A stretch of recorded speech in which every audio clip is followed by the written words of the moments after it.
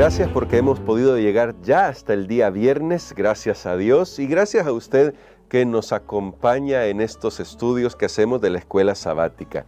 Siempre le recordamos que le queremos ayudar nada más a tener una perspectiva del estudio de la lección, pero usted puede hacer su propio estudio. De hecho, le invitamos a hacer su propio estudio de la lección de escuela sabática, así como de la Biblia, porque al final esto solamente es una herramienta para estudiar un poco más la palabra de Dios. Siempre recuérdelo.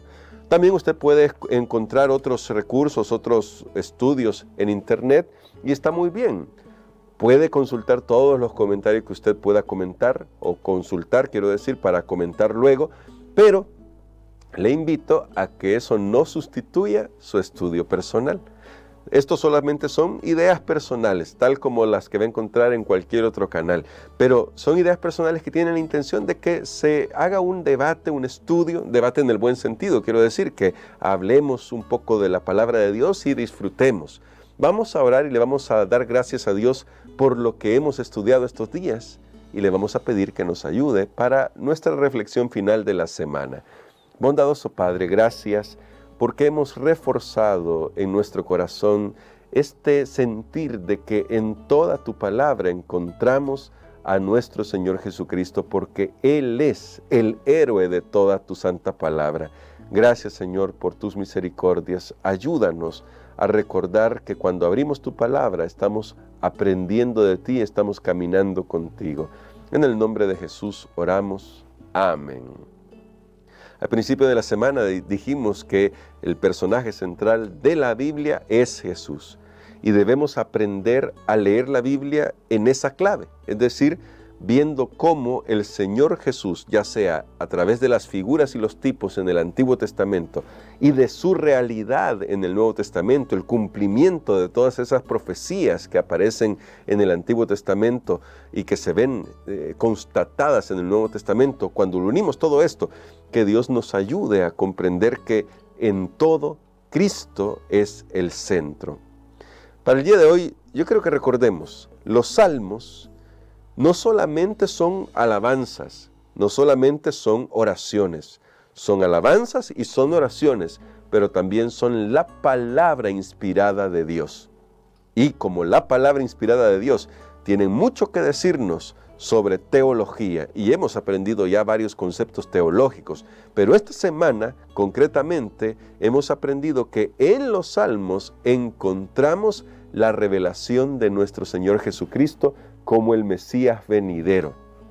Y es maravilloso ver cómo en el Nuevo Testamento se recurre a los salmos para certificar la identidad divina y mesiánica de nuestro Señor Jesucristo. Esto debería llamarnos la atención porque es la muestra, la garantía, si lo puedo decir con esta palabra, de que todo lo que se dijo en el Antiguo Testamento tuvo su cumplimiento en Jesús. Todo lo que tenía que ver con el Mesías, con su primera venida. Y eso significa que todo lo que el Antiguo Testamento menciona sobre la segunda venida de Jesús y la tierra prometida, es decir, el mundo renovado, también se va a cumplir. Porque de hecho ya el Nuevo Testamento va a desarrollar aún más algunas de estas profecías mesiánicas hacia el final del mundo. Ahora, ¿qué nos enseñó esta semana el libro de los Salmos? Nos enseñó que cuando la Biblia nos enseña o nos dice que Dios está con nosotros, Emmanuel, Dios con nosotros, eso significa que Dios está con nosotros cuando estamos en angustias, cuando estamos en las horas tristes, cuando estamos en los momentos difíciles, porque Jesús vino a este mundo a identificarse con nosotros y no hay una lágrima que usted y yo derramemos de la cual Él no tome nota para hacerse cargo.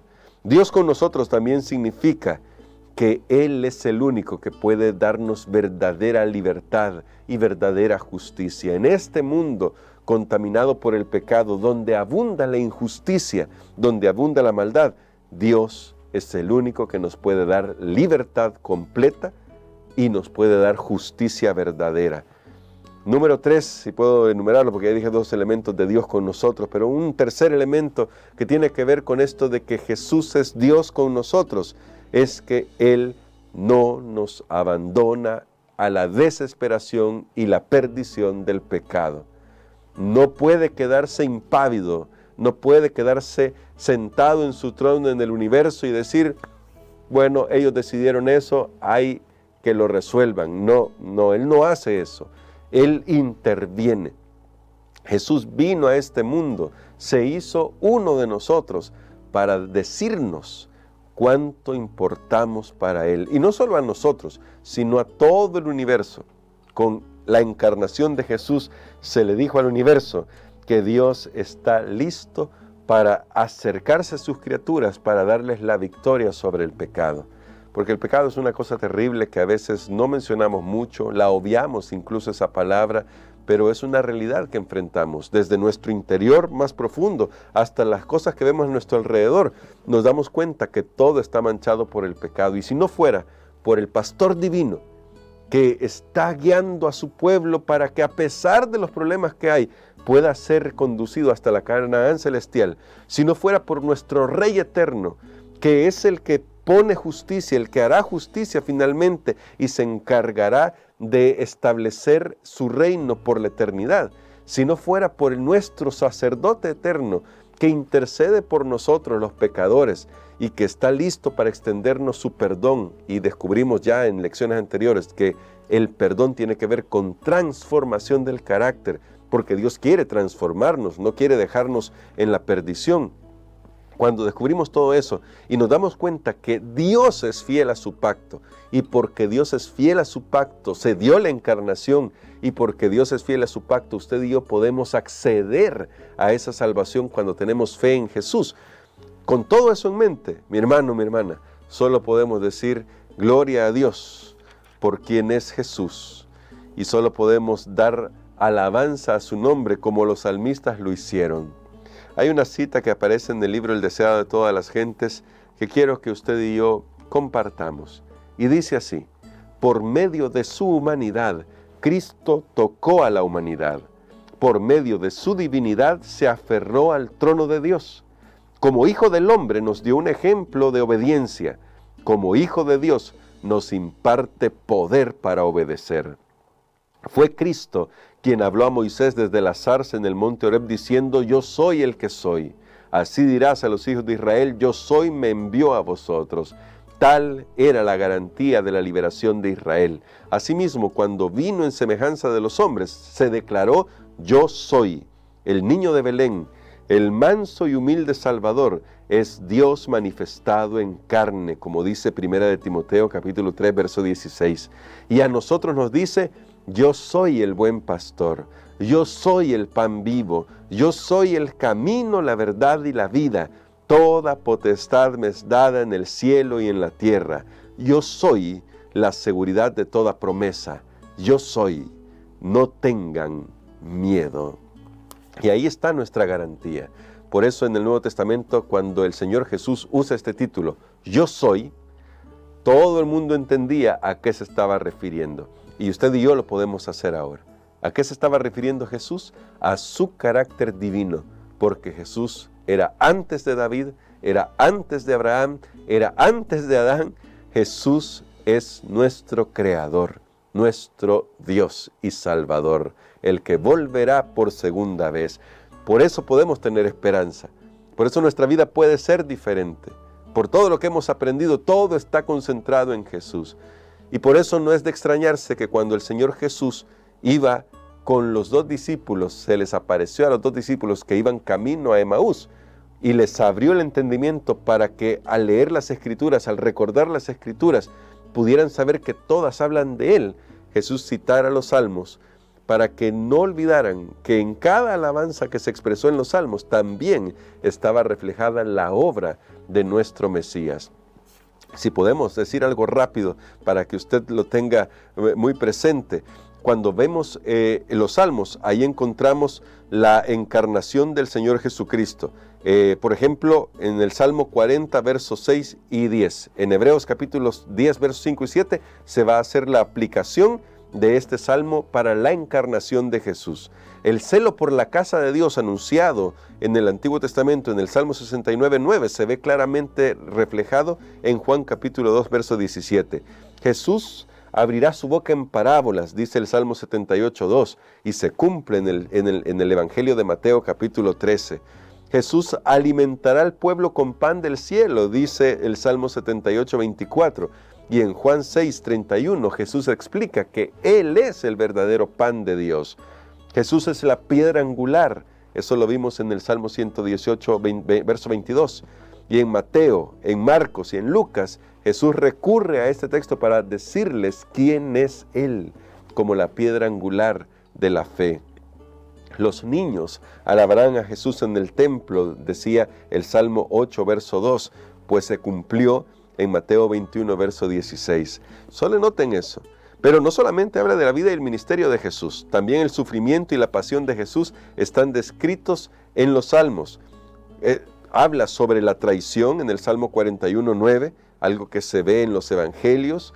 Sus enemigos le dan a beber hiel y vinagre cuando está en la cruz. Eso estaba reflejado en el Salmo 69:21 y usted conoce bien el relato de los Evangelios. En el Salmo 22 que analizamos esta semana hay varios textos donde nos muestran al siervo sufriente que se presenta como abandonado de Dios, Salmo 22:1, como burlado de los hombres, Salmo 22:7, y eso se ve claramente cumplido en los Evangelios. Desafían la fe de Jesús cuando dicen a otros salvó, a otros ayudó, a otros sanó, que lo libre Dios, porque puso en Él su confianza. Bueno, eso estaba en el Salmo 22:8 y en Mateo 27:43 se ve su cumplimiento.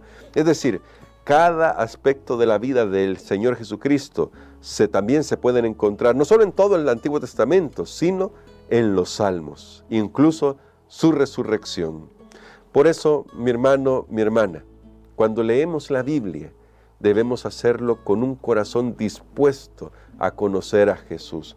No leemos la Biblia para tratar de encontrar textos prueba de lo que nosotros creemos. No leemos la Biblia para tratar de convencer a otros. No se trata de eso.